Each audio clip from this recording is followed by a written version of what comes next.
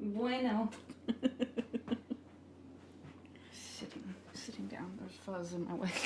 Disgusting. Okay. Oh, I can't have my feet on the couch.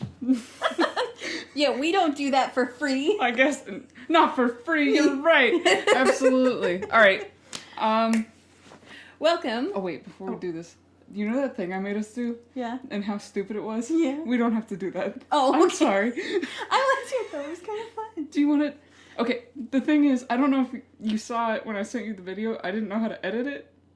I wanted it to be like it comes out from the center, like we make a little rainbow. Yeah. But I couldn't do that. I didn't know how. So I found out one that like it goes to the camera. Do you want to like push it there? Like we could like Fandomonium. like we'd like do a little Rasengan thing or something. Oh, I don't know. What? You don't know what Rasengan is? No. Naruto. Oh. I have so little in this world.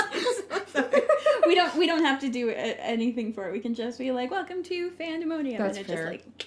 That's true. But if you wanted to. No, it's okay. Okay. Are you sure? I'll let it go. Are you sure? Yeah. Okay. Just give me shit. All right. My name is Maddy, also known as Maddy Pixie Dream Cause. I'm Ellie, but you can refer to me as Ellie. And this is Fandomonium. Oh, fuck. I'm sorry. Okay. Can you try that again? Yeah. Okay. Fandomonium. Today we have lined up for you folks out there, we're going to be talking about ShiftTok, where you shift realities into a fictional realm. Yes. In this setting, you can shift into any reality. Yes. But in our context, we will be talking primarily about like shifting into an anime world to see Sonic the Hedgehog, what have you. Sonic the Hedgehog, really? Would you not? You would not You go wouldn't? shift to go see Knuckles and Shadow? No. We have different priorities. I also know you're a big fat liar. You wouldn't? No, I haven't said I did it. I would if I could. I'm just saying I think you would go for someone different for your first shifting Not for experience. that would be like number 5. Okay. That would be like I've seen it Top all. 5. I need to see, Anyway. A hedgehog. Yeah. Got it. So a blue hedgehog. I want to see if he really looks like that. And then with that, I'm also going to be deep diving into Shigaraki and his backstory because I love him dearly. And I'm right about everything. There's a joke in there somewhere. I just know it. There's a Deep diving into Shigaraki. Yeah, there's a joke there somewhere. I'll find it. Don't worry. No, I found it. It's fine. Okay. I dug for it, shall we say. All right.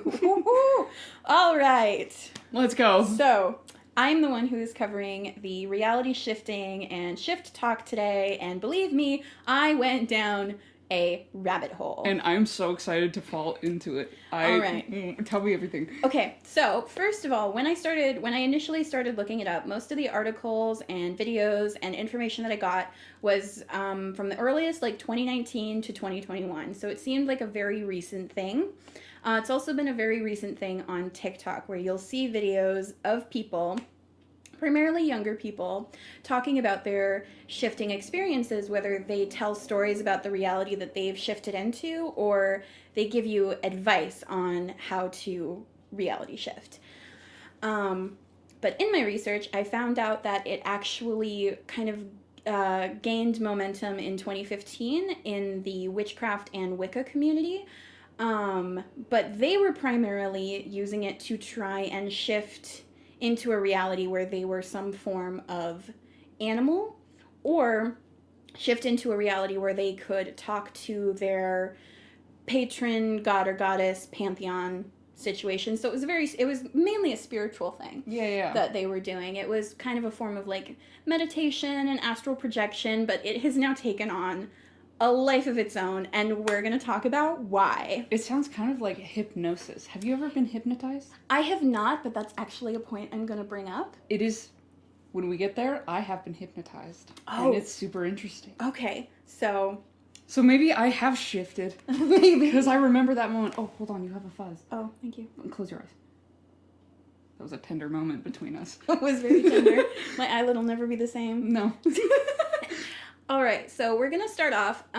So reality shifting, when you first think about it, it sounds like a very intense form of maladaptive daydreaming and meditation. So I started looking up what's the difference between maladaptive daydream and shifting. A lot of people, especially those of us with mental illness, have a tendency to maladaptive daydream, especially when you're reading or you are engrossed in some form of media. And it's basically, you get so into like the scenario or the fantasy that you're coming up with that it's almost like a shock when some outside force brings you back, like someone talks to you or you sneeze or something like that. And again, it's very common among people with mental illnesses. I myself have definitely maladaptive daydreamed, and I'm like, am I shifting? Am I like pseudo shifting? Okay. But they're different. So there is a TikTok user. I'm not going to say her name because she is a minor, but she does have like 36,000 followers on TikTok, mainly because of her shifting content. Interesting. And she said, the difference between maladaptive daydreaming or lucid dreaming and shifting is it's a dream and your subconscious is still in your current reality. But when you're shifting, you're literally shifting your subconscious and your awareness to another reality in which you already exist. So then, can I ask something? Yes. Does that make your experience then physical, tangible? Some people have like physical reactions, like they say they come back to their current reality. So there's CR and DR. CR is your current reality, DR is your desired reality. I saw someone use those actual abbreviations, and I thought they said that they went from doctor to croctor. And I was like, what is this? I'm like, I'm sorry? They were like, I just came back from my DR to the CR, and I was like, what is that? What the hell does that mean? Danganronpa. the croctor. So, interesting. Yes. There's a little more. Hang on. Where you already exist. When you're shifting, you are essentially living another life, which is 100% as real as living your life in your current reality. So according to this TikTok user, is you have a physical form in another reality that you are able to shift your subconscious into.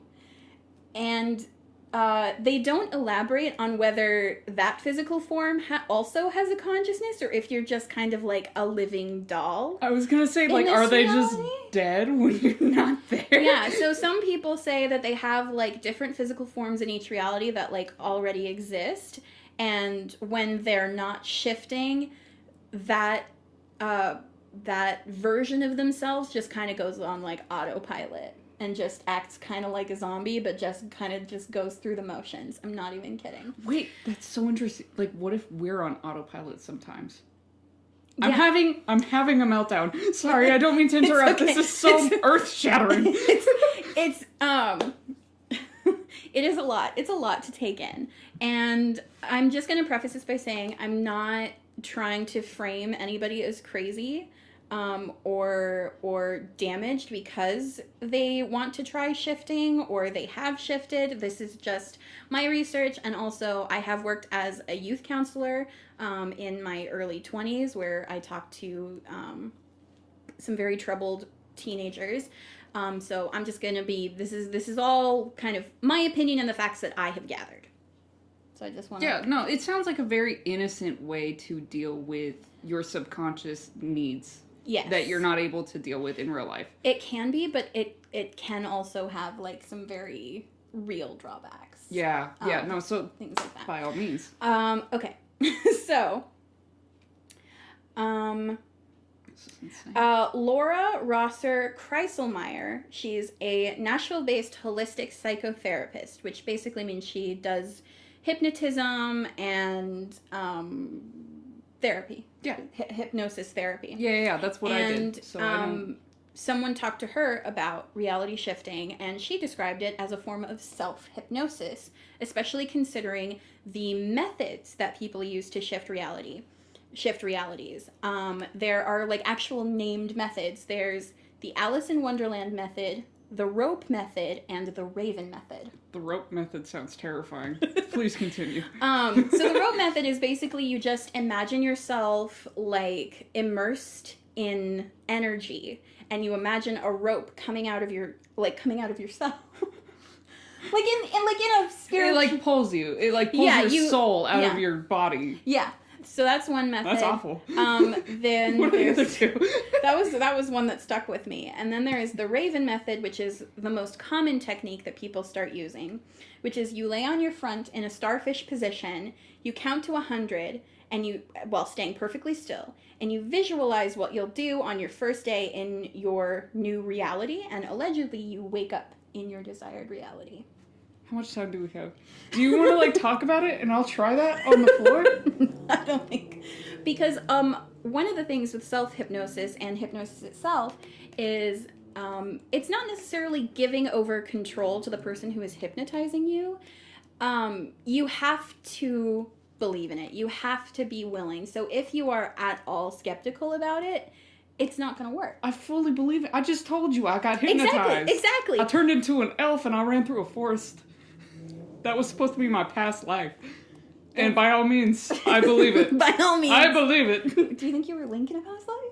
No, I was like a little fairy elf lady. And That then there sounds was so much fun. There was a clone of me and we were just running through the forest with bow and arrows. That's incredible. It was insane. So I could definitely do this right now if you needed me to. Maybe. For science. For science. I'll film myself later. But then there's the Alice in Wonderland method, which is meditating, then laying on your back, and you imagine yourself leaning against a tree when the main character or the love interest of your desired reality runs past you. And then you're supposed to visualize them chasing you into a door that leads to your desired reality. Okay, so you're being cornered by the person you want to love you. Yes. In a slightly menacing way. And that leads to another really important part of shifting, which is scripting. Was what people do. So basically people come up with scripts. So they figure out what they want to look like, who they want to be with, the relationship that they have with people. Sometimes really little things. Some of the videos I looked at, they're little things you forget to script. You never have to go to the bathroom at an inconvenient time. Earwax never sticks out of your ears. That would be good. There was one person who talked about they forgot to script a relationship with a certain character, and then that character did not know them, and they had to introduce themselves and explain who they were, which apparently was very difficult. Was not the move for them. They were you needed to already know me. This isn't gonna work. Exactly. And there are actually even very vague online scripts that you can look up to shift into, mainly for Harry Potter and Marvel. Those are the two most popular. Interesting. A lot of people talk about going to Hogwarts and being with Draco Malfoy. Why? You have everyone else. There's everyone else in the universe. Why him? Don't ask me why. That's just this is what I've learned. No, this is all you learned. By all means, keep going. Anyway, so those are kind of the facts of reality shifting that I have come across, and here are my own opinions and my own observations that I've come across. So all of the very popular shifting accounts on TikTok that I came across, they were all run by people between 16 and 18 years old. So they were, in their teens. That's a very imaginative period of time. It is, actually. And we actually talked about this in the training that I did for the counseling that I did is, when you turn 16, 17, you are at probably the biggest crossroads of your life because you are about to become an adult, but you are still treated like a child in some ways. So you are extremely emotional. Your mental state is all up in the air. And it's much easier for you to fall into habits, whether they be bad or just habits in general. Yeah. It's around the time when most people actually start getting addicted to drugs or alcohol, which is very true. And also fantasy escapism, which is another thing we talked about. That was my drug. Escapism. Escapism. Which there really is nothing wrong with escapism. As long as you're not hurting yourself or hurting others, you do you, boo-boo. No judgment. But coming across some of these accounts, these young kids are saying, to like really get yourself to shift like the first couple of times, you might need to get inebriated somehow to lower your mental wards and get rid of any kind of skepticism that you have. Don't do that. Don't do that. That's not real. Do not get drunk. Do not take drugs to try and shift realities, especially if you are a younger person. Don't do that, because you are at an age where that is extremely habit forming and can become an addictive behavior, which is extremely hard to break in your 20s. And I will add, from the spiritual aspect of this, because I'm a little spiritual, a little nerd. Yeah. So, arguably, if you get inebriated, that will hinder whatever experience that you may or may not have from shifting. It kind of lowers. You're supposed to be in this heightened plane of existence, right?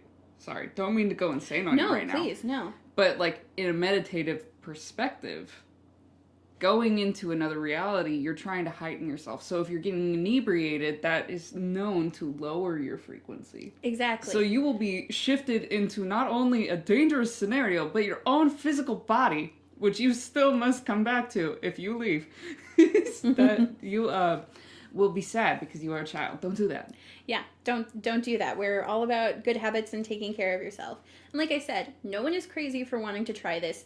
It's fun. I love reading like fan fiction, and I love writing self-insert fan fiction when I'm feeling sad about things. I will admit that I'm a 25-year-old woman, and I'm very happy with my life, but sometimes you just want to be hugged by your favorite character. Or you just want to be like a hero, you just want to have a superpower, or you just want to be an elf princess, like.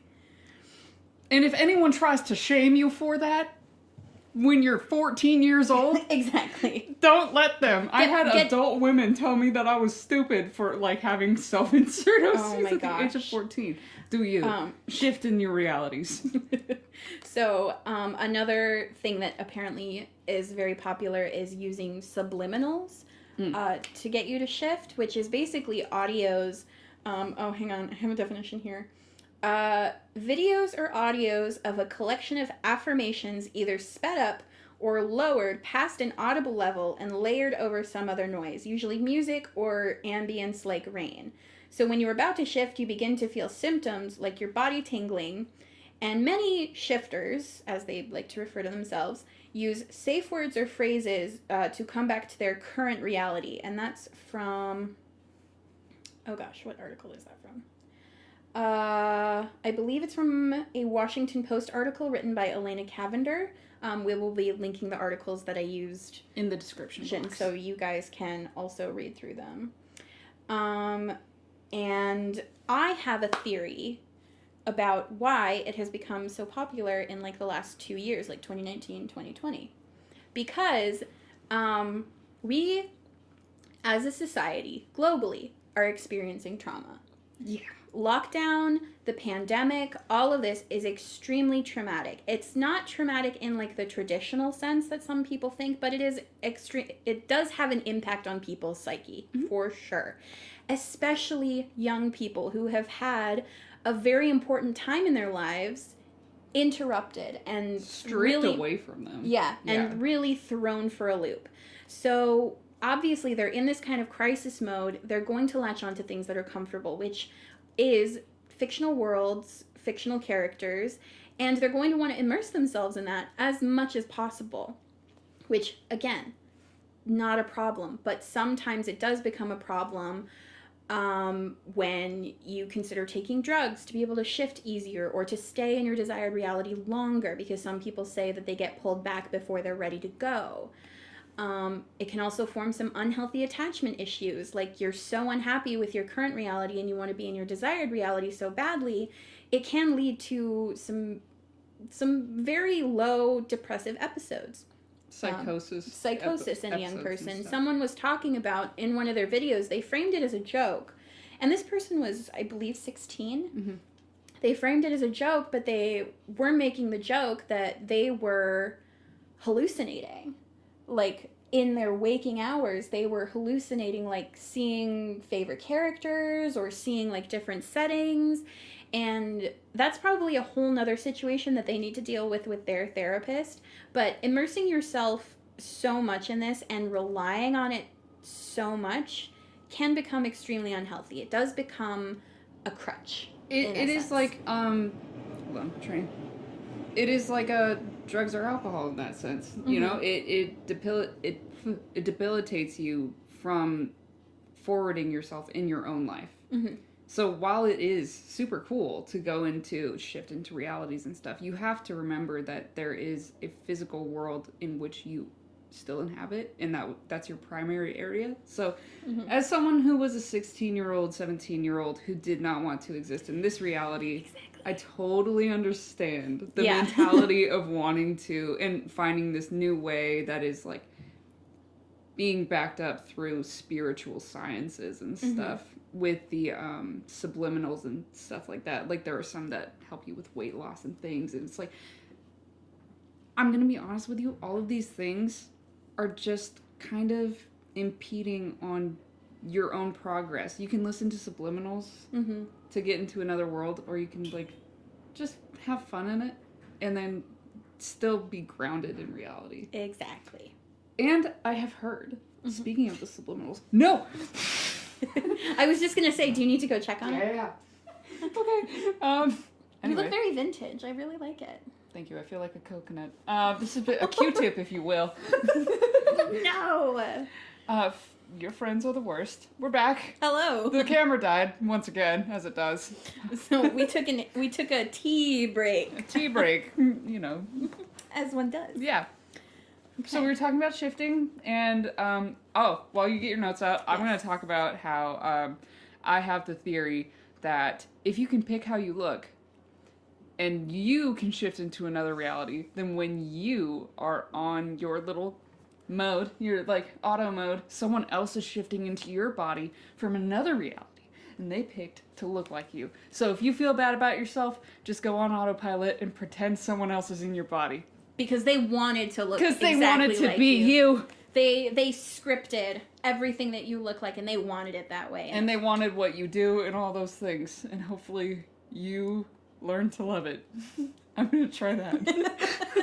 It's like when people make the jokes of, like, you know how we play Dungeons and Dragons, do, like, fantasy creatures play, like, dishwashers and taxes.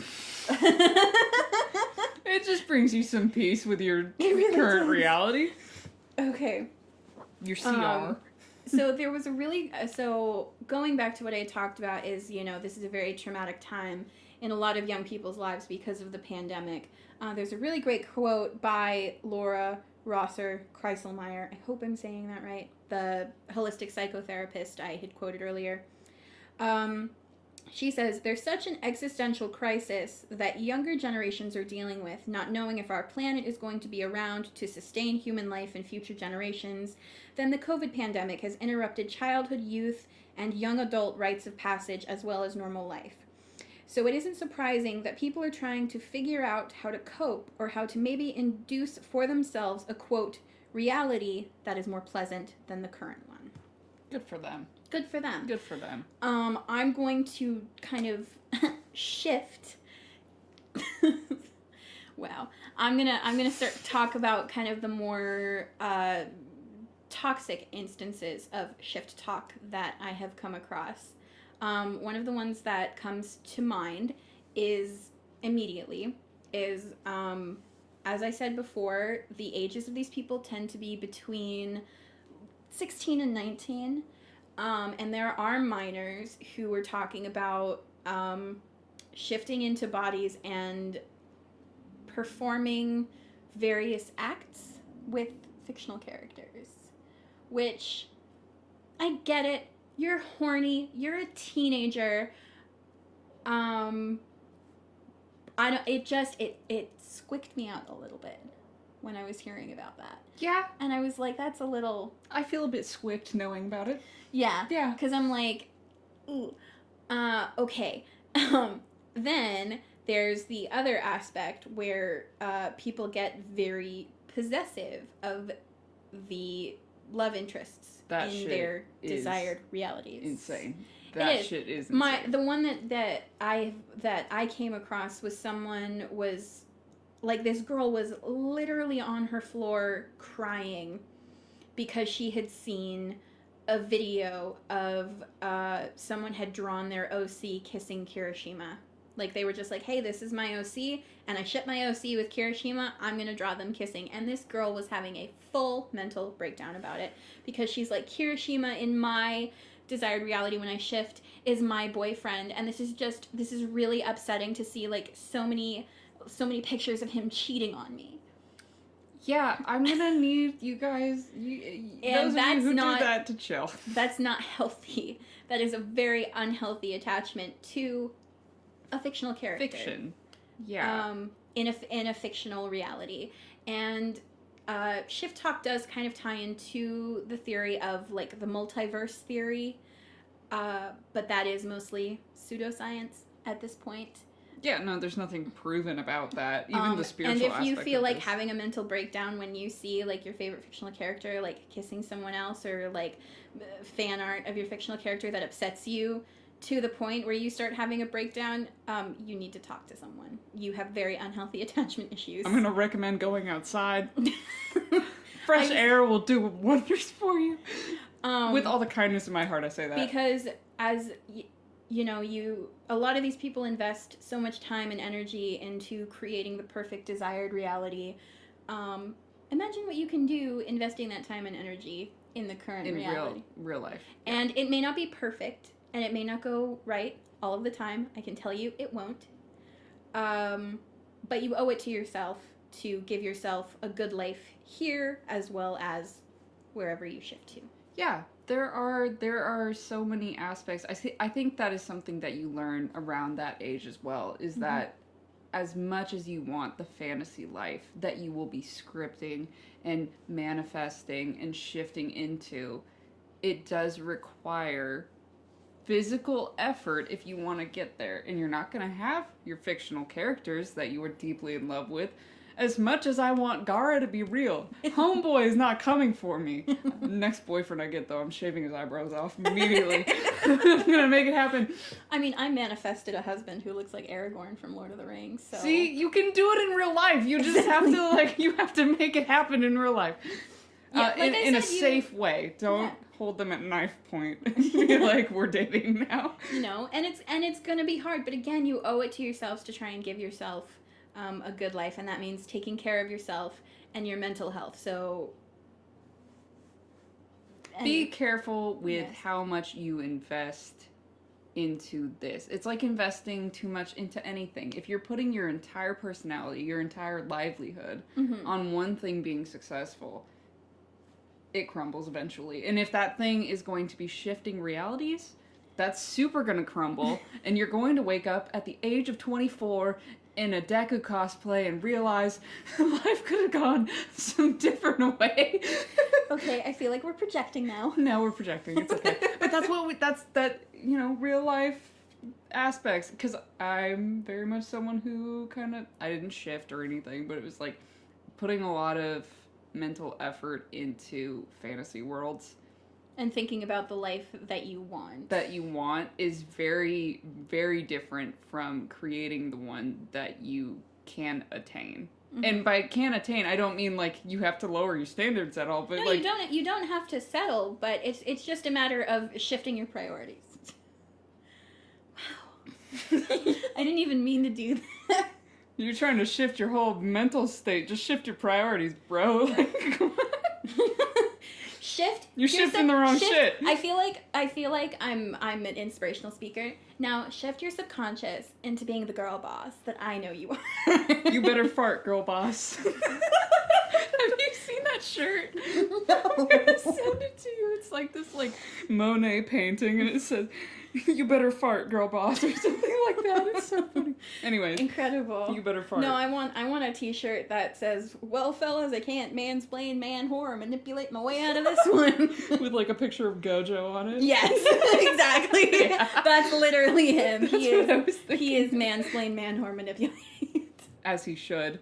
But don't shift to him, because he'll do it to you. He will. He's not a good man. No. I would know. I shifted. I talked to him. Stop. That was insane and much to think about. Yes. That's gonna take over, like, my whole sense of being for the next few weeks. Oh, I was gonna say one more thing. I think I said it off camera, is, like, the subliminal thing that you were talking about. Yes. So, if you're like me and you deeply believe in these things, because I'm insane. You're not insane. With kindness. I say it in self-judgment. You're not insane if you believe in it. I am. This is a me problem. But, like, if you do believe in these things, just be careful about what subliminals you use, because some people, it's a subliminal, right? So you can't hear the affirmations that are being said, really, unless you, like, really deep into it. But, like, people can hide negative subliminals. So just, like, research what you're, like, listening to make sure, because like we talked about, if you deeply believe in something, that is going to affect how it happens. Like, if you don't believe in shifting, it's not gonna happen. You're not, like, gonna have it happen to you. You have to believe in it. So if you believe in subliminals, there's a possibility that someone could tell you nasty things, and then you end up thinking them all the time. So just be careful. Be careful of what you... Take care of yourselves. Take care of yourselves. You could even write your own affirmations and make that a subliminal for yourself. Exactly. And then you could, like, really get specific. And that could totally help you shift more. This is going to become Shift Podcast. I'm so invested in this whole thing. This is fucking insane. I have the articles. Yeah. Ellie didn't read any of the articles I didn't read anything. I sent her because she wanted to be surprised, because I sent her a screenshot of my notes app and she's like, oh my god. I wanted to experience it in the most raw form, and I feel like my reactions have not been as insane outwardly as they are inside, but on the inside you have crumbled my entire worldview has been was it shifted. worth it? It's been shifted. Oh god. It's never gonna stop. But it might, because I'm going to talk about Shigaraki now, if you don't mind. Please do. Hello, motherfuckers. Oh, wait, hold on. I want to put on my little glasses. Okay. This is my AP class thing. Oh, yes, the analysis paralysis. Ellie's got anything but paralysis when it comes to Shigaraki. Wait, are we doing glasses now? Can I do my glasses? You can do glasses. Hell yeah. You can wear your real glasses. I can see. All right, I'm going to show off my lashes. Oh my god. I wasn't ready, I'm guys. not fucking around. Ah. Are you... Oh These are all arranged in a way. You're actually like a Dekukini, aren't you? Shut up! Shut your stupid mouth. Oh, kinning. That's another thing we could talk about. Oh, we should do that next time. Yeah, because it's got a whole different meaning now than it did back in 2012 when I was on Tumblr. Yeah, Terrifying. Okay. We could actually both talk about that if you want, because that's, like, deeply invested, too, for me. I'm very deeply invested in that. Alright. But right now... Right now, it's Shigaraki time, baby. Prepare to be paralyzed by my analyses. Analysis? You need to turn that and show the camera, because, not to mention, this is also Deku's notebook. Shut up. Look, this is what was next to me while I was writing. And while I was watching the show. This is the one I have on my table, because I use it as a prop. So... Listen! Carry on. I didn't say anything. Okay, so, I'm gonna sit like this. It makes me feel better. Okay. As you guys know, I don't know where to begin with this. Hold on. What is the first note that I made? I can't read your handwriting. You can't? Is it No, it's beautiful. I'm just dumb. No, that's okay. Half of these are misspelled anyways. I only have half of words. That's why I'm struggling. Okay, so Redestro believes legal violence is against it. Okay, so we're gonna start from the kind of like the beginning of understanding the Liberation Society. What the fuck are they called? The Meta Liberation Army. Stupid name. Meta Liberation Army versus the League of Villains, which is also a stupid name, admittedly. League of Villains sounds so cheesy. Anyways. It's perfect. With peace and love. With peace and LOV. Shut up. Okay, I'm done. Please Sick of this shit. Okay, so anyways, Redestro strongly believes in having a society where people can freely use their quirks. Yes. And he sees the League of Villains as an enemy because the League of Villains is just like tearing them down. I think like tearing things down. Mm-hmm. Like just believes in destruction. Yeah, like burning it down, building it up from the ground up, basically. So his idea, he believes that they're just being destructive without creating anything in their wake. And so he says that I think he has a quote where he says, "Destruction without reconstruction is like worthless." So that's his explanation for why he wants to destroy the League of Villains. And then, if you're caught up in the anime, you know, he gets his ass whooped by my boy. And so Shigaraki, we get to see his backstory throughout this entire thing. And Mr. Boy, man, son, husband, love of my life, his awakening. So his quirk awakening, something that is very much believed throughout the entire My Hero Academia community, is that his skin is just a skin condition.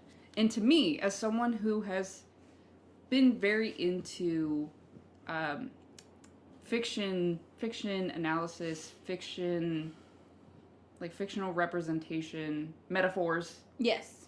Fictional metaphors of internal through physical. Mm-hmm. I just thought that was his quirk. Like, that's a representation of his mental state, of his quirk, how his quirk is related to his mental state. Mm-hmm. And then everyone's like, no, he's got psoriasis. He's got eczema. And I'm like, why would this character whose quirk is decay just also have eczema? Yeah. Coincidentally. To me, in my mind, homeboy, his quirk is what's causing his skin condition. And I can back this up. Because they keep going to doctors, and his mom's putting stuff on him. She's like, we can't figure out what's going on with your skin. I'm so sorry. She's like putting salve on him. It doesn't do anything. Mm-hmm. Because his skin, he's decaying from the inside out. It's kind of like, sorry. No. It's kind of like how Dobby's quirk affects his body. Yeah, you have physical drawbacks. That's another thing. So, with quirks, there are drawbacks, right? We haven't seen any drawback happening to Shigaraki throughout the whole thing. Mm-hmm. That's because his drawback is his quirk is decaying his own body. Mm-hmm. That's the drawback. He doesn't have, like, a set period of time where he can't decay things. It's like his body is getting decayed the more aggressive his quirk has become. Mm-hmm. So his awakening, sometimes in a lot of the characters with very physical quirks, we see that there is a physical attribute that's going to predispose that their quirk is manifesting. Mm-hmm.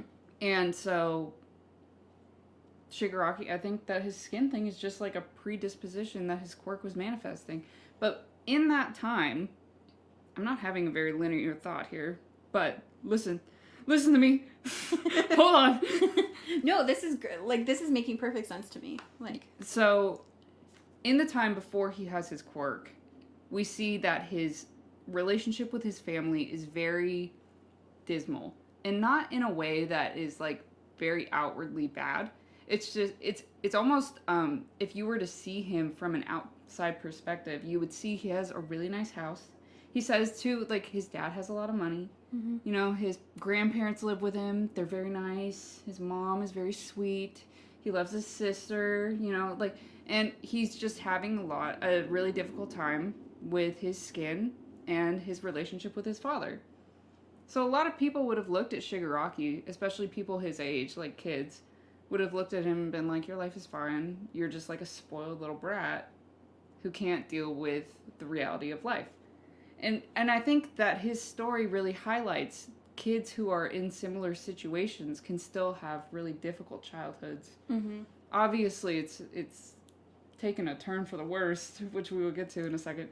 But, yeah, just like not having your father figure and then having your father figure be actually present and not only present but so projects so much of their own insecurities and disappointments in life onto you can really just take a toll on you, because that's really what he did. We hittin'. And so, like, to me, I'm just like, oh my god, this is so painful. Can I add something? Yeah, no. It reminds me of this tweet that I saw, and I think I retweeted it, but it was a while ago. Someone talked about, like, you know, Shigaraki and Dobby and other people who have, like, villainous quirks being kind of given up on by their families and by society before they're ever, like, given a chance, is kind of a direct parallel on how society and parents treat children with mental illnesses. Either they overcompensate by, like, being helicopter parents, basically, or they just completely ignore the problem and make it sound like it's the kid's fault. It's the kid's problem to deal with and not theirs. So I think a lot of people relate to the League and the characters in the League because of these reasons. And not only that, the characters in the League are so relatable because they didn't really have awful childhoods. No, they didn't. No, it's just that their life has taken their decision with how they reacted to things that happened. Do you mind? Rude. The way they chose to react to things that have happened in their life, despite their lives being good. Dobby's life was good. Yeah. Dobby's life was good, and he just didn't get to do what he wanted because he had been raised to do that thing, and he had his whole worldview then was shattered. But what the fuck is that? Do you mind? We're in the middle of the city. You don't need to mow a lawn. That's a car or something. But yeah, his reality of what he had expected his life to become I'm gonna lose my mind. They hate to see a girl boss win. Okay, so where was I? We were talking about how all of the quirks, or not all the quirks, all the families of the villains were fairly normal. I mean, like, they obviously had their problems. I'm not saying the Todoroki family is, like, a fine family by any means, but it's a relatable family. Like, it's not unrealistic. There wasn't, like, expressive abuse going on. It was just, like, people who had kids who don't know how to deal with kids, you know, and they had, like, this idea of what they were gonna do. It's like, it's a very, unfortunately, it's a typical family dynamic from what I have found of families. And same thing with Shigaraki. Like, he had his family, his dad had issues that he didn't deal with, and and then his quirk manifested as a response to a traumatizing event. And this is where it starts to get insane. This is where I become fully insane. Okay, so I'm ready. There are two theories with Deku and his quirk, right? Yes. So, his quirk didn't manifest. There's the theory that the doctor... Have you heard this theory? Yes, because he's the... There's the theory that the doctor took his quirk, and then I, with my big brain, have come up with another theory. Shigaraki's quirk manifested in a time of extreme trauma and a really negative emotion. So I think that with his quirk, he needed the negative emotion for it to manifest because he wasn't manifesting his quirk with positivity. Yeah. And another thing that is interesting with this, I feel like Charlie with, like, the board and, like different things. Another thing that is interesting about his quirk is that his grandma's quirk is float. Yes. Which is going up. His quirk is decay, which is tearing everything down. So I think his quirk is a... complete opposite. What is that word? Oh, a mutation of his grandma's quirk. Oh. Because of his negative environment, of his negative mental state. from a very young age. Like, he just grew up with that negativity all around him. Because in the anime, it is proven that the mental state of the heroes and of the students greatly affects how their quirk performs. Mm-hmm. So, like, with Kirishima's hardening and in moments of, like, life-threatening or just very, very extreme emotions. Or situations. Or situations, their quirk will either manifest in childhood, or what is the other word? It will evolve yes. further, or they call it awakening. Like, he is having his quirk awakening. So Shigaraki had his second quirk awakening, where he was able to use just like a few fingers to DK things when he was fighting Redestra, because that was a very extreme situation. Yeah, extreme situation. Because he was finally up against someone who could legitimately tear down the League of Villains. Yeah, and so it was a very cool moment. But so my other theory about Deku, to go back to that, Izuku Midoriya, is that what if he had needed the negative response to his childhood, like Shigaraki had to have his quirk manifest? Because he didn't necessarily, like, have a bad childhood, but he definitely could have reacted to his childhood in a similar way as the villains. Like, he was getting bullied by this kid he really wanted to be friends with. He didn't have a quirk. He didn't have a dad. Just the end of Katsuki Bakugo before he started. Just, you know, like... Izuku had decided to... It would have been... So, like, that made me wonder, like, since him and Shigaraki are foils, like... They are often described as, like, two sides of the same coin. Right, like... so Shigaraki is just the negative version of Izuku, which... So, I don't know, like, that made me think about it. Because then he had his quirk manifest. Izuku just never had that trigger. Yeah, no, he got his quirk from being very positive and hopeful.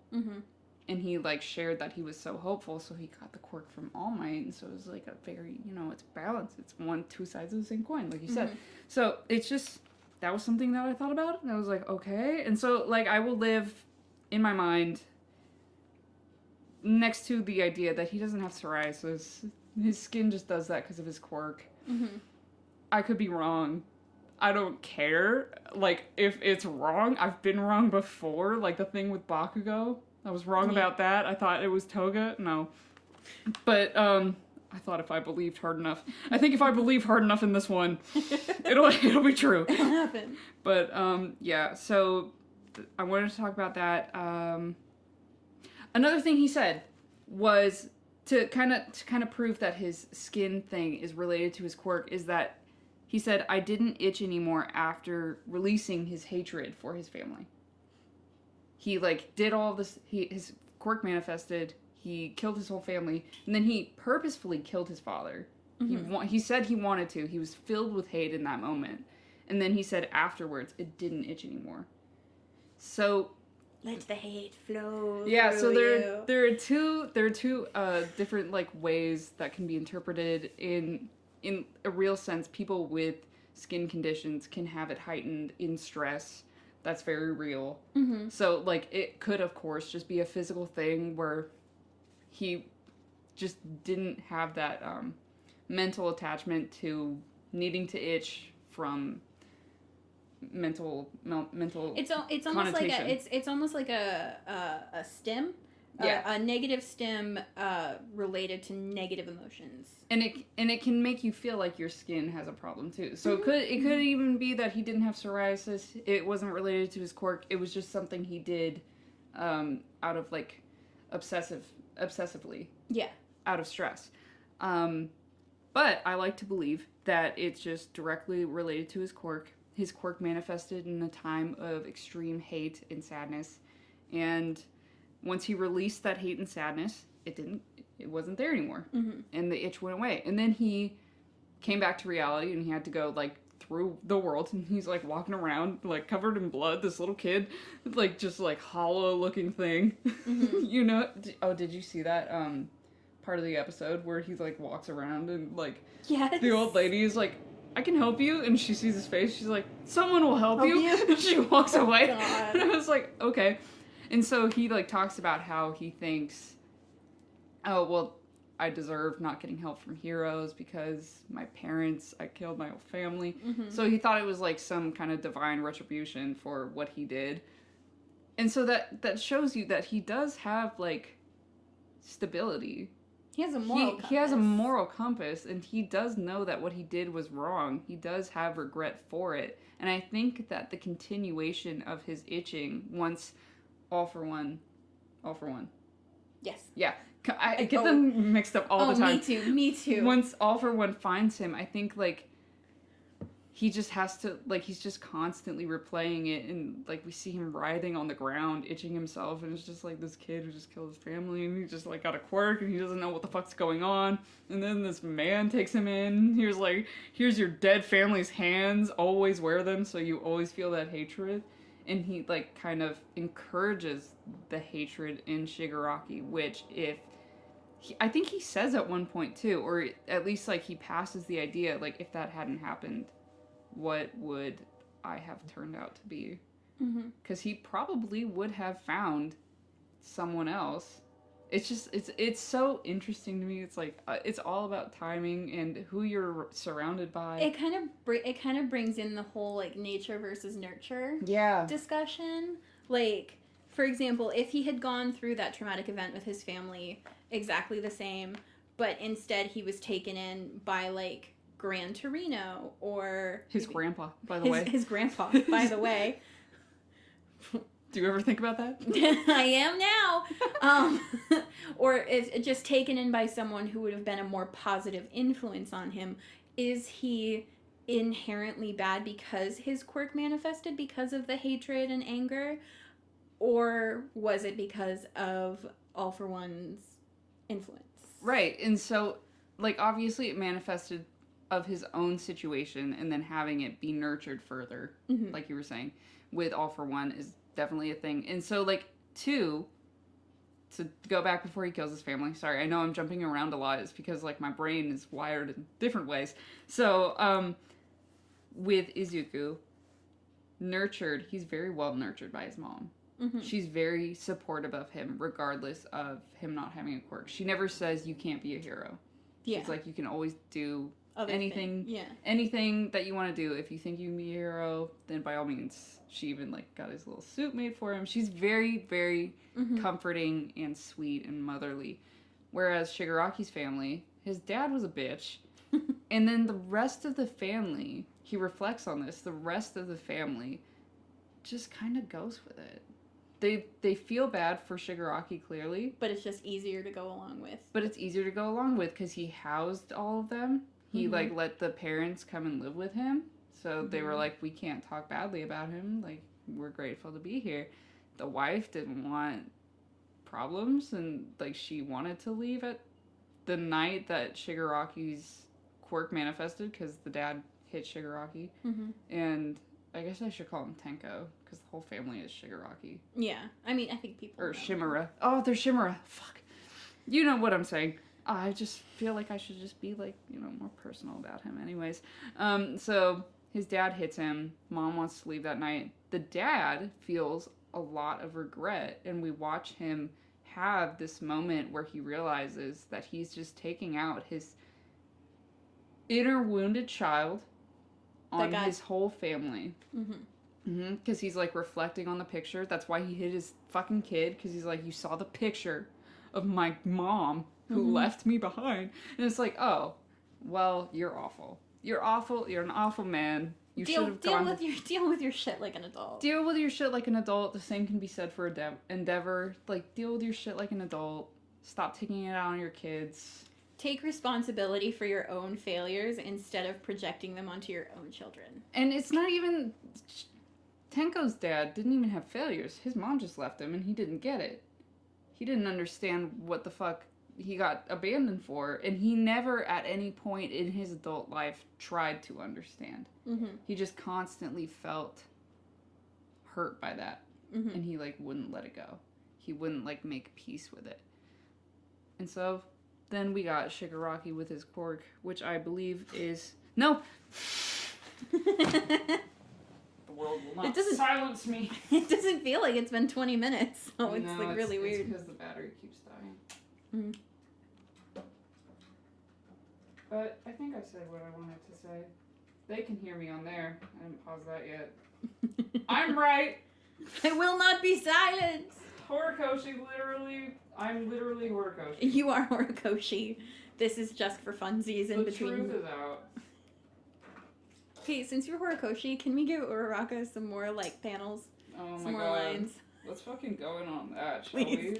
we? Oh my god. After, like, I think we talked about this a little bit last time. After I, like, actually cosplayed her, like, for real, just, like, the way people react to her is so interesting. They're like, she's boring, she's weak, and it's like, there's so many instances where she goes out of her way to get better as a person. And a hero, like... And be a hero, like, none of the other... Yeah, we talked about this stuff. We did. Like I said, Todoroki and Bakugo, we're all quirk! Fucking Quirk, bro. Bakugo needs to just really sit down. He hasn't gotten better at anything. He hasn't had his awakening. You know, Todoroki was like, at least I'm gonna use my fire side now. Yeah. But Bakugo's just been like stagnant, which is good. I think that's good for his character development. It's really taking him down a peg. That's true. And watching, you know, the kid that he was super jealous of. Because he was jealous of Izuku as a kid. He was like, why are you so happy with yourself? Even though, like, I don't like you. And I'm so much better than you. And I'm so much better than you. I'm not happy with myself. Right, exactly. Can we talk about how people need to stop comparing Oboro and Kirishima? Because... Who's Oboro? Shirakumo? He was the third friend of Mike and Aizawa when they were in school, and he died when they were doing their internships, and then he got turned into a Nomu. He's Kurogiri. Yeah, no, I know. And so people are kind of How are they connecting that to Kirishima? They're connecting that because they're like, it's like the Three Musketeers because, like, Bakugo, Kirishima, and Denki keep getting, like, thrown together in, like, training exercises and ending up just the three of them. So people are like, oh, Denki's like Mike, Aizawa's like Bakugo, and Kirishima's like Oboro. And so they're like, oh, is Horikoshi, like, alluding that Kirishima's gonna die tragically later on? And if that happens... I do not know Horikoshi. I do not watch My Hero. Who's that? That would be awful. Sky High's way better. War and Peace. War and Peace. Listen, I wanted him to date the flower girl so bad. I was so not to like totally shift, but yeah. Did you mean to do? No, I didn't. But not to shift realities, I guess. Yeah, but that was a seriously disappointing moment in my childhood. It really was. That, like, he didn't become the love interest of the girl. Yeah. No, she went for the baby face. Like he looks like he's still, like, 6 playing football with his dad. His chin! His face is... War and Peace was hot. He deserved to be with the flower girl. Because he was fire and she was flowers, and that would have been cute. She ended up with Mr. Strongman. Stupid. Anyways. Not to get off topic. I'll have the camera back up in a minute, maybe. Did I have anything else? I feel like there was, like, one more thing. Oh, I was gonna say, about Shigaraki versus his grandma. She did everything with love, even giving up her son. She did it to protect her son. Oh, yeah. Shigaraki's quirk was born through hate. It makes me wonder... Hold on. That was not related. Why do I do this? So she did everything through love, which, you know, she floated. So Shigaraki had done everything through love. Had experienced love and been in a loving environment. Like, would he have had float? Or would his quirk have evolved differently? Into something better, you know? Yeah. Like, just, like, been different, so... Like, maybe it would have been, like, a reconstruction. Like, he could break down but reconstruct matter at the same time. Or something cool like that. Yeah, maybe. I don't know, just off the top of my head. Yeah, no, like, because it makes sense that, like, his quirk being born through hate makes everything fall apart. In direct correlation with his grandma's quirk, which everything she does with love and, like, the goodness for everyone, and she, like, can float. Mm-hmm. It just, I would like some more explanation on it. Do you know what I mean? I mean, I think that's a really good theory, because we talked about last time how Horikoshi draws a lot of inspiration from Star Wars. And there's that huge emphasis on, you know, like, let the hate flow through. Yeah. You know, the Sith do everything, like, their force powers are powered by, like, hatred and fear and anger. And the Jedi, I don't think it's necessarily love, but it's some kind of, like, inner peace situation. I don't really like Star Wars that much. I don't either. But, like, I've seen the movies, so, like, I kind of know what's going on. But that's also a really good thing to tie into it, is that we see Shigaraki get really powerful really fast, which is kind of like what the whole Sith side is. It's like you can get more power more quickly if you just give in to hate. Yeah. So it's like he gets really powerful really fast, and like he crumbles the whole world below him. It's very easy to hate people. It's very easy to hate people. It's very difficult to make the right decisions. Like, because the right decisions are never easy. No. Or cathartic at all. No, because, like, you know, when she gave up her son, it was the right decision. She didn't want her son to end up being tortured, abused. But it probably broke her heart. It broke her heart. It broke her kid into, like, an irreparable man who decided to have a family. Why would you do that? You were clearly so unhappy. It's what you do. I guess, yeah. That's what a lot of people do to, like, fail something in them, and maybe he thought, like, oh, well, if I just keep going with life. I have a joke for you. Go. How many heroes does it take to take down the League of Villains? Not many. They just send in one for all of them. I'm sick of you.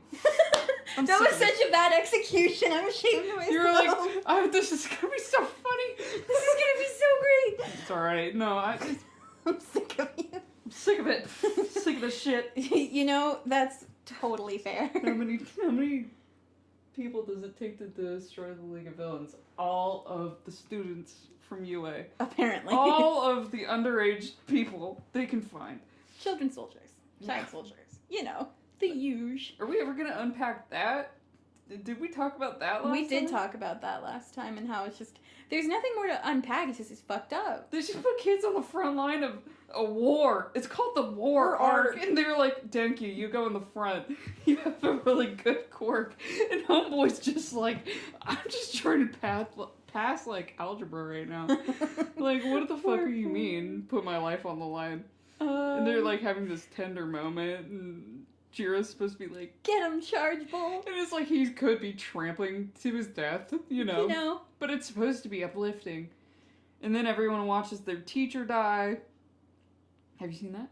Yeah, I've seen that. I was really mad about it. I think that was the most unnecessary death. I think it's just another instance of killing a female character to push forward man pain, because she was really close friends with both Aizawa and Mike. Mm-hmm. And while I'm all for, like, having their lives completely fall apart, I wish they unnecessary. Killed Mike, maybe. You know, balance it out. I'm just kidding. They didn't need to kill Mike. They didn't need to kill anyone. You guys should have seen my face. I got very sad. Yeah, I'm sorry. My batteries keep dying for my camera. This is a podcast. Listen to what we say. Yeah. I was listening to our first episode while I did, like, dishes the other day. It was I know. I was, like, drawing. I'm like, man, we're funny as shit. I was like, that's not bad. I mean, hearing myself laugh was definitely the most painful thing I've done in a while. No, I just did it again. It's like this naughty little... You have a beautiful laugh. Are you kidding me? It's the sound of your happiness and joy. How can that be ugly? Unless you're like a shit person, then everything you do is ugly. But you are not a shit person. I was like, was that like a subliminal? No! Like, unless you're the worst, which you are on thin ice. You're on thin ice, but we'll get back to that later. We're off topic. I'm so sorry. It's alright. We're having fun. I don't even know how long we've been going. I don't either, but that was everything I prepared for today. Yeah, that was all I had too. I could talk about Shigaraki for hours. I could talk about how Kirishima isn't actually going to be, like, totally ripped. He's going to have a nice layer of fat over his muscles, but, like, that can be saved for another time. But you're so right, and you should say Alright, don't boo me, I'm right! No, it's like, I think that, first of all, just in personal preference, I think the idea of, like, no body fat on anyone, be it a fictional character or a real... Well, it's unhealthy. It's unhealthy. You shouldn't, like, push that, I don't think. Not to mention it would, like, be better for his quirk, because if, like, something breaks through the hardening, it's just not gonna immediately get to, like, muscle. He'll have, like, a nice layer of fat as, like, extra protection. He's working with fat gum, for God's sake. If that's not foreshadowing about what his quirk needs. I just want him to be, like, 7 foot with nice little love handles and stretch marks. Have you seen that? But he can bench press a tank. Absolutely. Like, there's, like, that one animation someone took of a video of a dude on TikTok. Takes a while to get there, but like it had like little googly eyes on his nipples. Yeah, it was like him as an adult, and it was super cute. It was great. I love that so much. I just love the idea that Bakugo does not grow at all, and he stays at like 5'8". That's my favorite headcanon. Then Kirishima and Izuku come in, and they're like 6'9". Yeah, for their 3rd year, and Bakugo's like, "I'm gonna end you both." He's just like, I really peaked in middle school, huh? He really did. But I like the idea that he, like, then has to overcompensate by being a really good, like, agency head. Like, he starts his own agency, and he makes it the best one. He's gotta, like... And I like the idea... keep them himbos in line! Yeah, I like the idea that, like, either they both work for him, or at least Izuku does. Because he's, like, #1 hero, right? So he can't run his own place and go save everyone at the same time. Yeah. I'd like to see it. It's been years. Bakugo's gonna girl boss it. He's gonna... You better fart, girl boss. What was the other thing that you said? Earlier when the camera was broken, you were like, they're trying to silence a girl boss. Oh, they're trying to silence... They can't stop me, girl boss. I don't remember. I can't remember either, but it was really funny. I'm gonna girl boss my way out of this one. I don't know. That's Bakugo, basically. Absolutely. The kin moment is alive. We should definitely talk about kins. Oh gosh, that's a whole episode within and of itself, because... We can both do research on that one, actually. Yeah, because I have thoughts. I have thoughts, feelings, and concerns. And fears. And fears. Deep-seated. Yeah. Visceral fears. They keep me awake at night. This is really going to be good for us. This will be cathartic. Yeah. Really some internal repairing. All right, I think we're good. I think we're good. Thank you for listening once again. Thank you for listening and watching whatever was available to watch. I'm gonna get a video recorder. We're gonna get a camcorder. So it'll be super sick and better quality. Hopefully, it said it was 1080, so you don't care about that, but I do. I know that means good things. It's better than 760 or whatever the fuck it is. I don't know. So thank you for watching. Don't forget to follow us on social media if you haven't already, although that's probably how you found us in the first place right now. You can find us on Instagram. You can find us on TikTok. You can find us on a street corner. Have a lovely rest of your whatever it is for you. Goodbye!